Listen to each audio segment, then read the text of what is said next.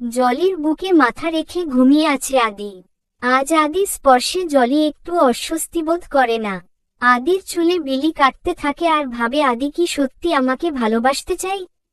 কিন্তু আদি তো এমন না। আবার পরক্ষণে মনে হয়, আমি কি ভাবছি আবিরই বেস্ট। ভুলে গেলে চলবে না, অহনা আর আবিরের মধ্যে ভুল বুঝাবুঝি তৈরি করতে আমাকে অনেক কিছু করতে হয়েছে। এখন যখন সফল হয়েছি তখন আবির আমার। এসব ভাবতে ভাবতে ঘুমিয়ে পড়ে জলি। সকালে ঘুম ভাঙলে জলি উঠে দেখে আদি এখনো ঘুমাচ্ছে। আদিকে না ডেকেই জলি চলে যেতে লাগে, হঠাৎ খেয়াল করে তার হাতটা পেছনের থেকে আদি টেনে ধরেছে। জলি পেছনে ঘুরে দেখে আদি এখনো ঘুম। অনেক টানাপোড়েনের মধ্যে পড়ে যায়। জলি ভাবে যাবে নাকি যাবে না। জলির মন বলছে আদির কাছে থেকে যায়, আর মস্তিষ্ক বলছে না, অহনার কাছে হেরে যাওয়া চলবে না। জলি আস্তে করে নিজের হাতটা আদিরের হাতের মুঠোর থেকে বেরিয়ে আনে। তারপর আদির গালে একটা কিস করে বলে, এই আদি আমি চলে যাচ্ছি রে, তুই ভালো থাকিস। আমি আর কখনো তোর কাছে আসব না, আমাদের আর দেখা হবে না। আর তোর এই শার্টটা আমি নিয়ে যাচ্ছি। জলি একটা চিরকুট লিখে আদির মাথার কাছে রেখে বেরিয়ে যায়। গাড়ি ড্রাইভ করছে আর আদির কথা ভাবছে। জলির মন থেকে যেন আদি সরছেই না। উফ, কি হয়েছে আমার, আমি আদির কথা কেন ভাবছি। গাড়ি থেকে এক বোতল পানি নিয়ে বাইরে এসে বারবার মুখে ছিটাচ্ছে জলি। চোখ বন্ধ করলেই জলির সামনে আদির মুখটা ভেসে উঠছে। আদির ছোঁয়া, কথা, কান্না সব বারবার উপলব্ধি করছে জলি। জলি কিছু না ভেবে সোজা বাড়িতে চলে যায়। সারা রাত বাড়িতে না ফেরায় জলির বাবা মা দুশ্চিন্তায় ঘুমায় না। সকালে আদির শার্ট পরা অবস্থায় জলি বাড়িতে ঢোকে। জলির পরনে ছেলে মানুষের শার্ট দেখে জলির বাবা মা নানান প্রশ্ন করে, যার উত্তর জলি দিতে পারে না। তারা জলির কাছে এটাও জিজ্ঞাসা করে রাতে কল করলে ধরেনি কেন। জলি বলে তার ফোনটা সাইলেন্ট করা ছিল, তাই বুঝতে পারেনি। জলির বাবা মা জলিকে অনেক মারে। তারা বুঝতে পারে জলি নিশ্চয় বিপথে চলে গেছে। জলিকে মেরে তার বাবা বাড়ি থেকে বেরিয়ে যায়। আর যাওয়ার সময় বলে যায় আজ থেকে বাড়ির বাইরে যাওয়া ওর জন্য বন্ধ। জলির ফোনটাও কেড়ে নেয় তার বাবা। জলি মার খেয়ে রুমে গিয়ে কাঁদছে আর আদির কথা ভাবছে। আদির শার্টটা নাকের কাছে নিয়ে গন্ধ শুকছে। আমি ভুল করে ফেলেছি রে আদি, এই মুহূর্তে তোকে আমার বড্ড প্রয়োজন। যদি আর একবার বাড়ি থেকে বের হতে পারি আমি ছুটে তোর কাছেই যাব। জলি দরজা টাকাতে থাকে আর চিৎকার করে তার মাকে বলে দরজা খুলে দিতে। দরজা খোলো মা, আর একটা বার আমাকে বাইরে যেতে দাও একটা বার। জলি দরজা টাকাতে টাকাতে নিচে বসে পড়ে আর আদির কথা ভাবে। ওদিকে আদি ঘুম থেকে উঠে জলিকে আর দেখতে পাই না। আদি সব জায়গাতে খোঁজে, ওয়াশরুমেও জলি নেই। জলি আমাকে এভাবে না বলে চলে গেল কেন। আদি বারবার জলিকে ফোন করে কিন্তু জলির ফোনটা বন্ধ। পাশ ফিরে বিছানার বালিশের উপরে একটা চিরকুট দেখতে পাই। আদি চিরকুটটা হাতে নেয়। তাতে লেখা আছে, আমি চলে যাচ্ছি আদি, আর কখনো আমি তোর সাথে দেখা করতে চাই না। আমি আবিরকে ভালোবাসি। অনেক চেষ্টা করে অহনা আর আবিরের সম্পর্কের মধ্যে ভাঙন ধরিয়েছি। এখন আর আবিরকে পেতে কোনো বাধা নেই। তাই আমি ঠিক করেছি খুব শীঘ্রই অহনাকে তাড়িয়ে আবিরকে বিয়ে করব। তুই ভালো থাকিস। তোকে বলে আসতে পারলাম না, তার জন্য সরি। আশা করছি আমার লেখাটা পড়ার পর তুই আর আমার জীবনে আসতে চাইবি না, যদি তুই আমায় সত্যিকারে ভালোবেসে থাকিস। জলি। চিরকুটটা পড়ার পর আদির দুচোখ বেয়ে অঝরে অশ্রু গড়িয়ে পড়তে থাকে। ভাগ্যের কি নির্মম পরিহাস।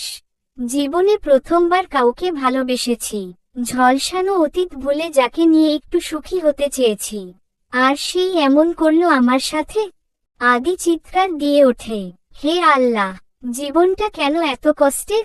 আদি মদের বোতলে চুমুক দিয়ে বারবার খাচ্ছে আর বলছে, আমি চাইলেও জীবন আমাকে আরেকটা সুযোগ দেবে না ভালো হবার। ওদিকে আবির ঘুম ভাঙলে উঠে দরজার কাছে অহনাকে হেলান দিয়ে ঘুমিয়ে থাকতে দেখে। অহনার মুখের দিকে তাকাতেই আবিরের সেই ছবিগুলোর কথা মনে পড়ে যায়। আবির অহনাকে আর সহ্য করতে পারে না। উঠে এসেই অহনাকে একটা লাথি মারে। অহনা ছিটকে পড়ে গিয়ে কপালটা একটু কেটে যায়। অহনা উঠে দাঁড়ায় আর বলে, মদের নেশা কি এখনো কাটেনি তোমার? কি বললি তুই? আবির অহনার গালে একটা থাপ্পড় মারে।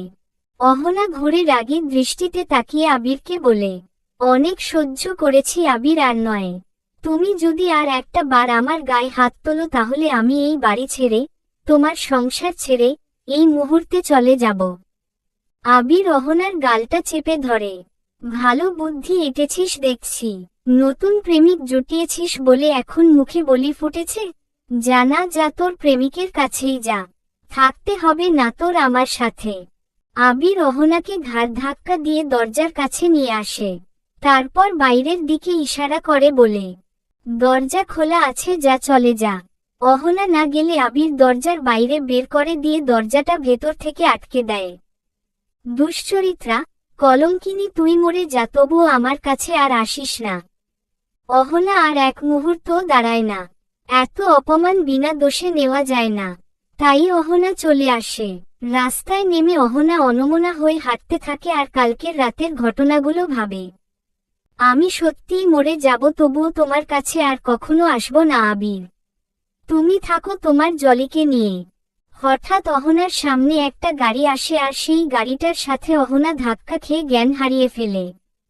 জলির বাবার গাড়িতে ধাক্কা খায় অহনা। তিনি অহনাকে নিয়ে নিজের বাড়িতে আসে। ডাক্তার দেখে বলে, তেমন আঘাত লাগেনি, তবে কিছুদিন রেস্ট নিলে সুস্থ হয়ে উঠবে। জলির বাবা মা অহনার কাছে বাড়ির ঠিকানা জানতে চায়। অহনা বলে তার যাওয়ার কোনো জায়গা নেই। ভালোবেসে যাকে পালিয়ে বিয়ে করেছিল সে চোখের সামনে অন্য মেয়ের সাথে রাত কাটায় আর সকাল হলে মেরে তাড়িয়ে দেয়। অহনার সব কথা শুনে জলির বাবা মায়ের মায়া হয় আর তারা অহনাকে তাদের সাথে থাকতে বলে। তারা অহনাকে মেয়ের মতো রাখতে চায়। আর অহনাও কোথাও যাওয়ার জায়গা না থাকায় রাজি হয়ে যায়। 3 দিন পর অহনা এখন অনেকটা সুস্থ। জলি এখনো তার রুমেই বন্দি। বাবা মা এসে জানালার ফাঁক দিয়ে জলিকে খাবার দিয়ে যায়। জলি কিচ্ছু খায় না, সব খাবার রুমের মধ্যেই ফেলে রেখে প্লেটটা আবার জানালার কাছে রেখে দেয়। চোখের কোণের কালো দাগ জলির স্পষ্ট বোঝা যাচ্ছে। না ঘুমায় আর না নিজের যত্ন নেয়। সারাক্ষণ মুখে একটাই নাম বিড়বিড় করে বলে, আদি। ওদিকে আবির তখন রাগের বসে অহনাকে বাড়ি থেকে বের করে দিয়ে এখন অনুশোচনা করছে। না পারছে খেতে, আর না পারছে ঘুমাতে। আবিরের সবটা জুড়ে শুধু অহনা বিরাজ করছে। আদি আর এখন কোনো মেয়ের কাছে যায় না। সারাদিন মদের বোতল হাতে বিছানার কোণে পড়ে থাকে। আদির কাছে এখন জলির মতো পৃথিবীর কোনো মেয়ে না। আদি শুধু নিজের শরীর না, মনটাকেও জলির করে দিয়েছে। কিছুতেই জলিকে ভুলতে পারছে না। চলবে।